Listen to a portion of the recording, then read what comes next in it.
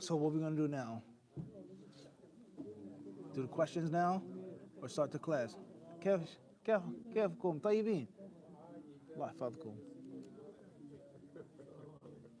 وعليكم السلام ورحمة الله.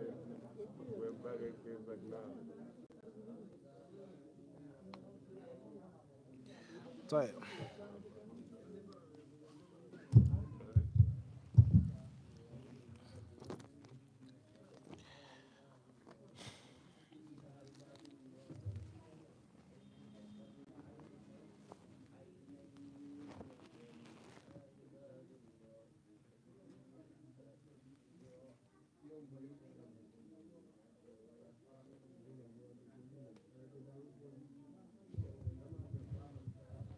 بسم الله الرحمن الرحيم. الحمد لله والصلاة والسلام على رسول الله وعلى آله وصحبه أجمعين. أما بعد, السلام عليكم ورحمة الله تعالى وبركاته.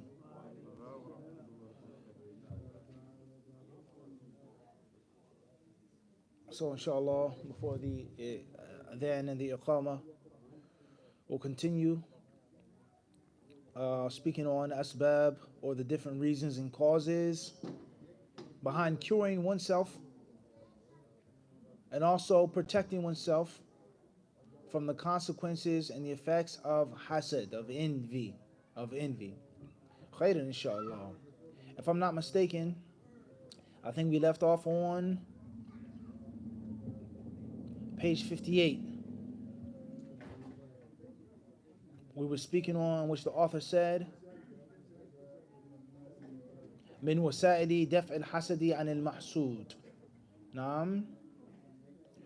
With regards to protecting oneself from the evil of hasad. Now, we previously spoke on the cure for hasad for the one who has it, right? And now he's speaking on the victim of hasad. Somebody around you is envying you, whoever that person is, and whatever their relationship towards you or with you is. Brother, sister, student, teacher, politician, scholar, wife, co-wife, stepson, stepdaughter, coach, player, whatever, right?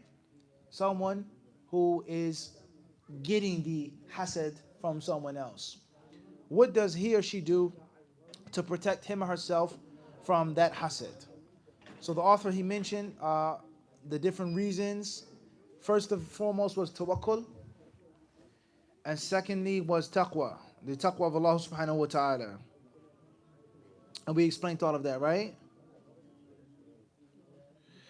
طيب. He says here, وكما قال ابن القيم رحمه الله فمن حفظ الله حفظه الله ووجده أمامه أينما توجه ومن كان الله حافظه وأمامه فمن يخاف ومن يحذر فإذا نزلت بالمؤمن مصيبة وحل به بلاء من الله سبحانه وتعالى والصبر والتقى ابتغاء وجه الله زالت شماتة الحاسد وازدياد الحاسد حسرات وتمزقت أو وازداد الحاسد حسرات وتمزقت نفسه وذهبت سدى لما يراه من تجلد المؤمن وصبره. So first is tawakkul, and second is taqwa. Ibn Qayyim, he quotes that the one who's mindful of Allah, fearful of Allah, scared and afraid of Allah subhanahu wa ta'ala, will be a means of disappointment to the hasid, because he sees the believer who has a great deal of sabr, tajallud. His skin is thick and it's not affecting him. How to break someone's will and how to put out someone's steam is showing them that you can't hurt me, like a boxing match. If you threw a hard punch that you intended to hurt me and injure me, and I just took it and smiled or laughed or kept boxing, okay, maybe he's tough. Let me hit him again. A second, a third time, you throw your best punches and the boxer just takes them, let alone smiles at you, that's going to be detrimental to the one throwing those punches. And eventually he is going to run out of power and steam. Right? So that's hasad. Someone who's talking about you, spreading gossip about you, trying to ruin you, trying to destroy you, trying to break you. If you just be patient with the taqwa of Allah, and you have thick skin, eventually he is going to run out of what? Steam. Eventually. Because I can't do nothing to him. I can't hurt him. I can't harm him. Didn't you hear what I called you?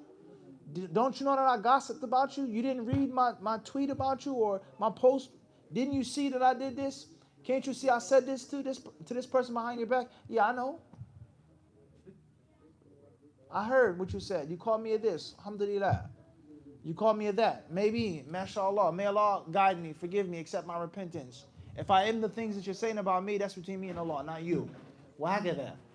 Versus a person feeding into them, oh, you said this about me, did you do this to me? Or so on and so on and so forth. That only adds fuel. That only adds fuel. So that's a very important concept in Islamic psychology with regards to not giving your enemy the pleasure and the joy of hurting you. Versus the opposite. Every time they throw a punch, you wince. It hurts. That's going to make them say, well, let me hit him again. Let me hit him harder. So from the ways of protecting yourself from the harms and evils of hasad, he says, is the taqwa of Allah subhanahu wa ta'ala. And from the taqwa, which is oftentimes mentioned in the Quran, is sabr. Sabr and taqwa, taqwa and sabr. ثالثا, number 3, التعوذ بالله من شر هذا الحاسد وكل حاسد. وذلك بقراءة المعوذات في سنن الترمذي والنسائي من حديث معاذ بن عبد الله بن خبيب عن أبيه قال. We mentioned all of this, right? We mentioned all of that. Let's move on to point number 4. رابعا عدم إخبار الحاسد بنعمة الله عليك. ولذلك قال يعقوب ليوسف عليه السلام يا. He says here is not to tell the envious person of Allah's blessings upon you. Hiding Allah's blessings from them and not telling them about every single thing. Now this is an interesting point here, and it can go more than one direction. From one aspect, we say yes. But from another aspect, sometimes the hasad, knowing about an accomplishment or an achievement, despite them trying to ruin you, and despite them trying to foil your plans and discombobulate your schemes, etc., oftentimes that breaks them even more. Oftentimes that breaks them and it hurts them even more. But telling them about something that you accomplished, a blessing that Allah gave you, it doesn't always have to be done verbally. Doesn't always have to be done verbally. All right? An example of this, let's make a real life example. Let's talk about this masjid right here. From the years of me coming here and teaching, alhamdulillah, Allah has allowed a great deal of good. We ask Allah to accept it from all of us, from you, from me, from us, all. But don't think that, and Sheikh Idris, you can stop me if I'm making something up, making up a fairy tale. Don't think that every single person agreed or felt okay and comfortable with it. It's a fact. Whether they said it verbally or whether they did it behind the scenes. We don't want this class. We don't need these classes. We don't want this person. Whatever the case may be. Many brothers. And I'm not talking about one group or orientation. Left side, right side, Democrat, Republican. That's a fact. There's been many brothers over the years that have come right here on the carpet trying to make a scene or make a fitna or heckle me or challenge me. Or you can't do this, you can't teach like this, you shouldn't be teaching at this masjid. I have brothers trying to stop me. You need to go there, there are deviants there. Don't go teach them. They don't want knowledge. The imam is such and such, Fulan is such and such, brother Fulan is such and such. This brother, he was there trying to teach years before you came, etc. So therefore, one way of looking at it is, from the things that will break them and make them even more upset and more furious, is by them seeing what? No doubt. It doesn't mean I have to talk about it and say, look, take this, let me throw it in your face. But they see it year after year after year, book after book, class after class after class after class after class. So oftentimes hiding the blessing from the hasad is useful. And other times showing the blessing to the hasad is also what? Useful with regards to breaking them. So we have to understand something. When we talk about taqwa and sabr, a big part of taqwa and sabr is willpower. Willpower. who will last the longest? Who's going to give up? Who's going to quit first? Who's going to burn out first? So as they say, war is won at the wills. War is won not at the physical strength or the money or the numbers, but it's won at the what? The will. Who wants it more? Who's willing to pay more? Who's willing to sacrifice more? Who's willing to have more patience than the next man? So when it comes to someone who's trying to ruin you and destroy you, someone who's practicing envy towards you, spewing it out at you, one of the ways that you lose and they win is that they have more belief in their cause than you do. Or they have more sabr to do their evil than you have more sabr to do your good. That's a fact. So sometimes you have to outstretch, you have to outwin, outlast the one that's trying to do harm to you. So that's food for thought, right? The author, he mentions here in the story of Yaqub and Yusuf, alayhi salatu wasalam, in which he told his son, لا تقصص رؤياك على إخوتك فيكيدوا لك كيدا إن الشيطان للإنسان عدو مبين. Oh my son, don't tell your brothers about the dream that you saw. And if you do tell them about the dream that you saw, they may conspire against you.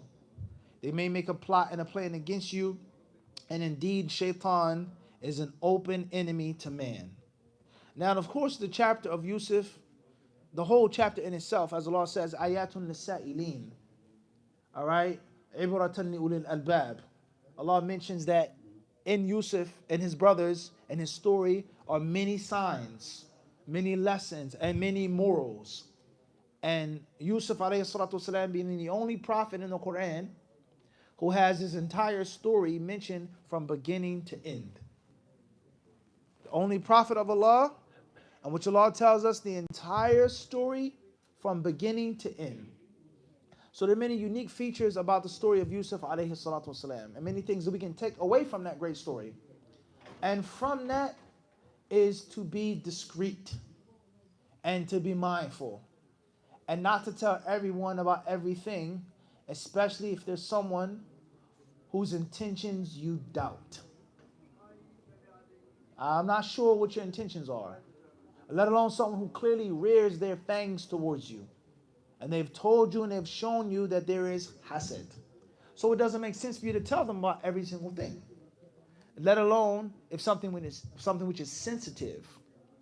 But there are other times in which showing them and telling them, or not even telling them, but just showing the result of Allah's blessing breaks them even more. You guys get the point that I'm trying to make? It may frustrate them even more, and eventually they'll quit. They say, I can't win because this person is too connected to Allah. He's too consistent. He has too much perseverance. Me, I come and I go. All right? Moving forward. He says, ومن هذا الباب وصية رسول الله صلى الله عليه وسلم لمن رأى رؤيا يحبها أن لا يقص إلا على من يحب. ففي الصحيحين من حديث أبي قتادة رضي الله عنه قال سمعت النبي صلى الله عليه وسلم يقول الرؤيا الحسنة من الله فإذا رأى أحدكم ما يحب فلا يحدث به إلا من يحب. Included in this is the Prophet ﷺ's advice for those who have dreams, those who have good dreams, a dream in which it's bushra, glad tidings, Allah showing them something, that a blessing to come, inshallah, in that dream. In Bukhari Muslim, in the authority of Abu Qatada, the Messenger of Allah ﷺ said, a good dream is from Allah. So if and when one of you sees a good dream, when one of you sees in his sleep what pleases him, he shouldn't talk about it except to those whom he loves. He shouldn't tell every Tom, Dick, and Harry about the intimate dream that he had, the blessing that he saw from Allah subhanahu wa ta'ala, which is ru'ya hasana, ru'ya salihah, a good dream, a true dream, a meaningful dream from Allah.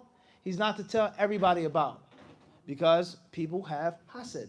You saw this, I didn't see it. Oh, you're lying. Maybe it's going to mean this, maybe it's going to be that. And we know that has an effect upon the interpretation. That has an effect upon the interpretation. This is an example of being discreet and not showing every ni'mah to the person who has hasad. هذا المقصود. That's the point. قلت وذلك لأنه إذا حدث بها من لا يحب فقد يفسرها له بما لا يحب إما بغضا وإما حسدا فقد تقع عن تلك الصفة فتترك أو فترك تحديث الحاسدين سدا لباب الشر الوارد منهم. And the wisdom behind this is that this person may interpret the dream out of hatred or out of envy, and the dream may prove or come true based off of what they said. So this shows and teaches us those who have hasad, they should not be told and informed of every blessing. That's the point. Inshallah, it's time for the event now. Bi'idhnillahi ta'ala. Fadl.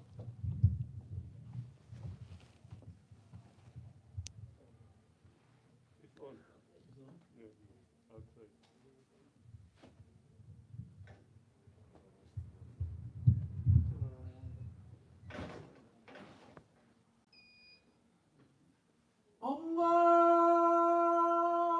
Akbar, Allahu Akbar, Allahu Akbar, Allahu Akbar. Ashhadu an la ilaha illallah. Ashhadu an la ilaha illallah. Ashhadu anna Muhammadan Rasulullah.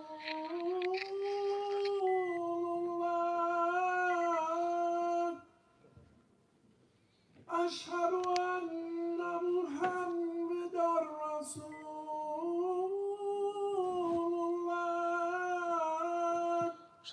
Rasulullah. Hayya ala-salah. Hayya ala-salah.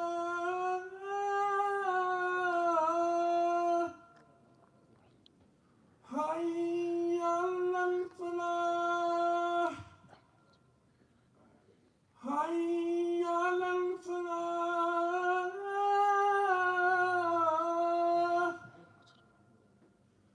Allahu Akbar, Allahu Akbar. La ilaha illallah.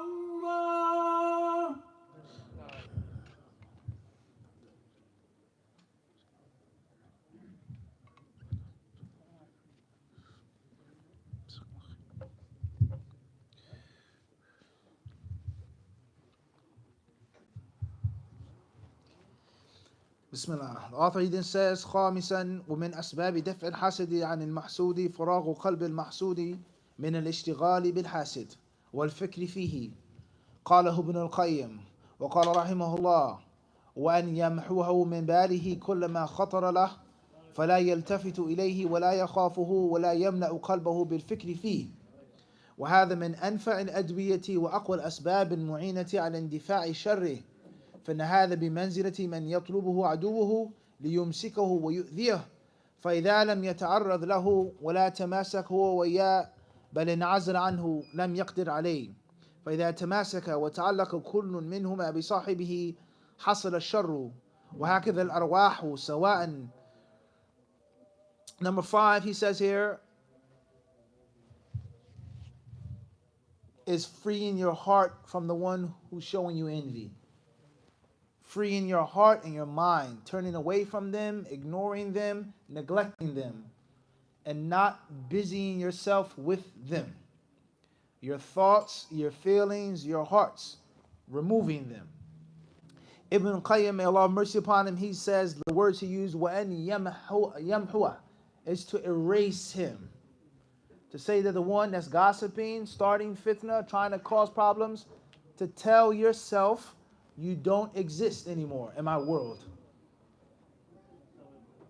There is no I'm ignoring you, I'm neglecting you, you don't exist.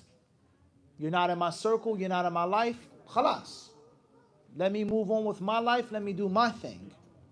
He says to erase him from his mind, and whenever a thought comes to you about this person, is to turn away and not to fear him, and not to fill your heart with thoughts of the one who's envying you.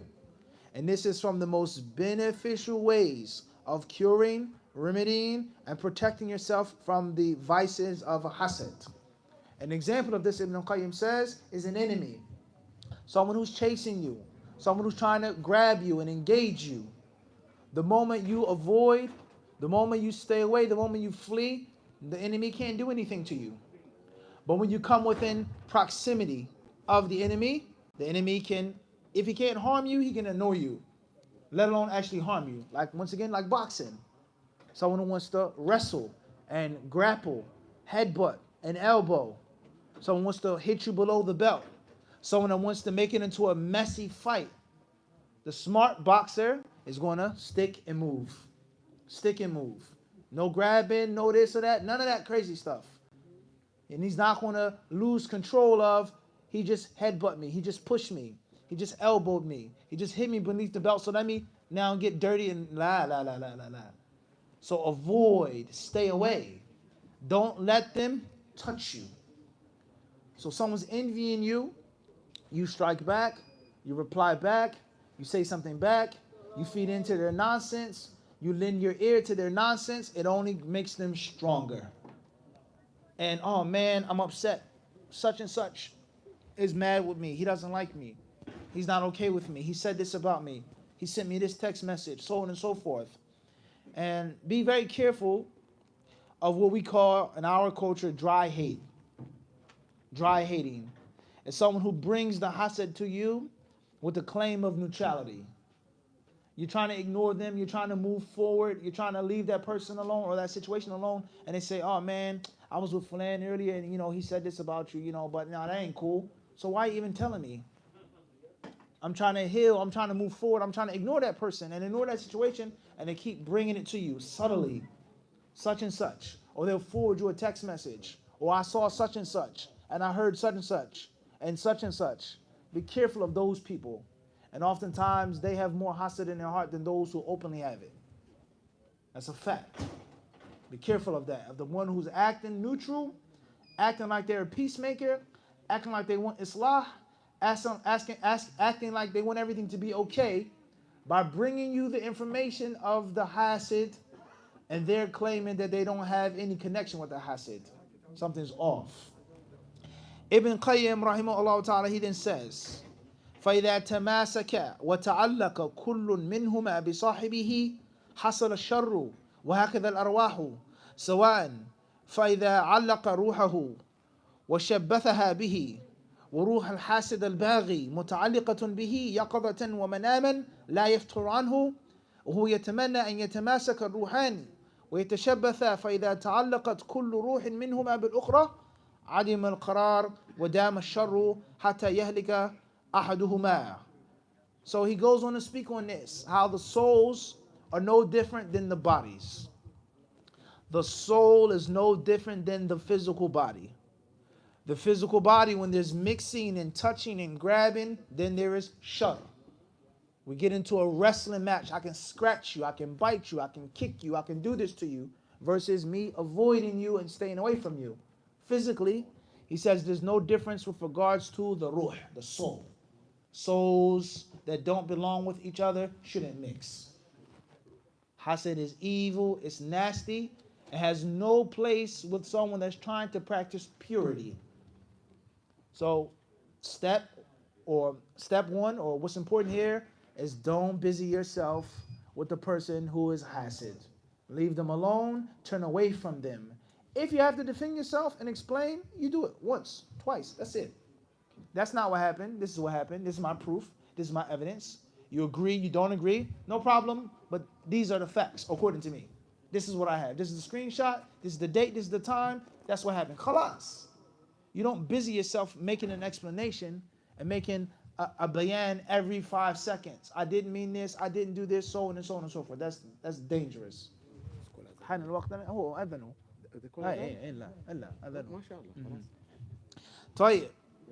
Now this is very interesting right here with regards to the soul and the body being no different. And many people thinking and feel that the soul and the body are totally contrast, but that's not always the case. Oftentimes, it's the same thing, just like physical infection. Quarantine, masks, social distancing, hand sanitizers, right? The soul is also at risk and threat of being infected by being around things which are immoral or Islamically unclean. Ibn al-Qayyim, he says, فَإِذَا جَبَذَ رُوحَهُ مِنْهُ وَصَانَهُ عن الفكر فيه والتعلق به وأن لا يخطره بباله فإذا خطر بباله بادر إلى محو ذلك الخاطر والاشتغال بما هو أنفع له وأولى به بقي الحاسد الباغي يأكل بعضه بعضا فإن الحسد كالنار فإذا لم تجد ما تأكله أكل بعضه بعضا. Once again, one of the two is going to be destroyed. The hasid or the mahsud if they're mixing. Like we said, someone's going to run out of fuel first. Someone's going to give in first, and someone's going to hit the canvas first. So you have to determine who's it going to be, who has more sabr. And the best way is to avoid, stay away from it, leave the person alone. And if and when the thought comes to your mind about this person and what they're trying to make and cause, you immediately erase it. As soon as the thought comes, you turn away. You erase them, you delete them. He says here, and this is from, once again, the most beneficial ways. And the hasid, if he has no one to eat or to attack, then he'll end up eating and attacking himself. And that's proven in life. That's proven in life. People that always have to talk about someone and attack someone and make fitna about people, if they don't have no one to attack, no one to talk about, if the meat is old and stale and dry, then you'll find them doing what? Eating themselves up. And just think about da'wah now. If there's no one to refute, if there's no evil innovator coming out of thin air, calling the people to bid'ah, if there's no one to talk about, to gang up on, and to jump on, and it's boring, it's calm, then they'll start refuting themselves. He said this, he did this, and they'll branch off and break off within themselves. Because hasad is like fire. If the fire cannot consume other things as fuel, then the fire will consume itself. Fire will burn itself out.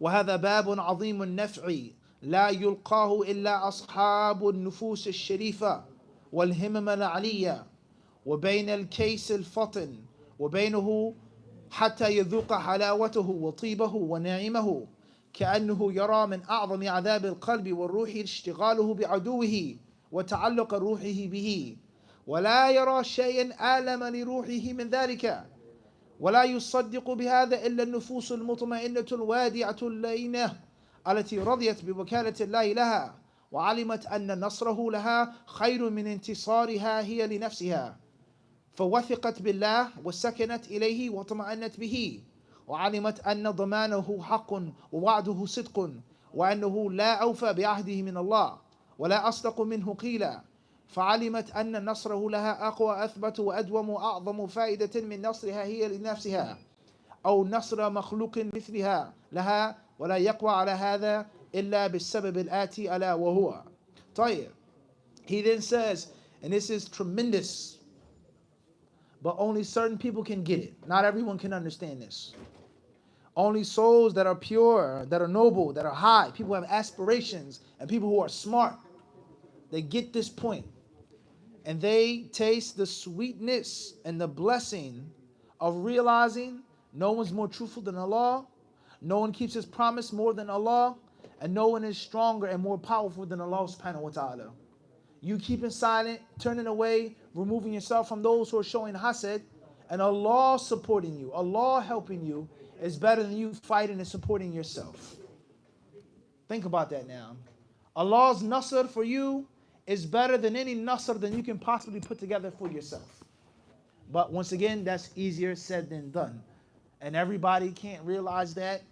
And everybody doesn't have enough trust in Allah and reliance upon Allah subhanahu wa ta'ala to get that point.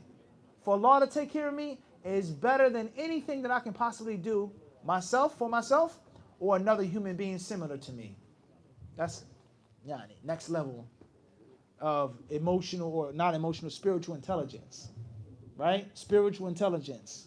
That nafs is different than most of our nufus. I gotta say something. I gotta do something. I gotta stand up for myself. I have to defend myself. I have to. And if I can't, or if you can also help me, you rally on my team as well. See, he agrees with me. She agrees with me. He's wrong. I have 5 people on my side. Moving forward, he says here, but no one can do this and truly understand this unless they have the next point. Sadisan, al-iqbalu ala Allah wal-ikhlasi lah. Inshallah, we'll take this in next week's class, hopefully, bi'idhnillahi ta'ala. After Salah and the sunnah of the Salah, inshallah, we'll take questions, if there are any questions. Allah subhanahu wa ta'ala surely knows best. هذا وصلى الله وسلم وبارك على عبده ورسوله نبينا وإمامنا محمد.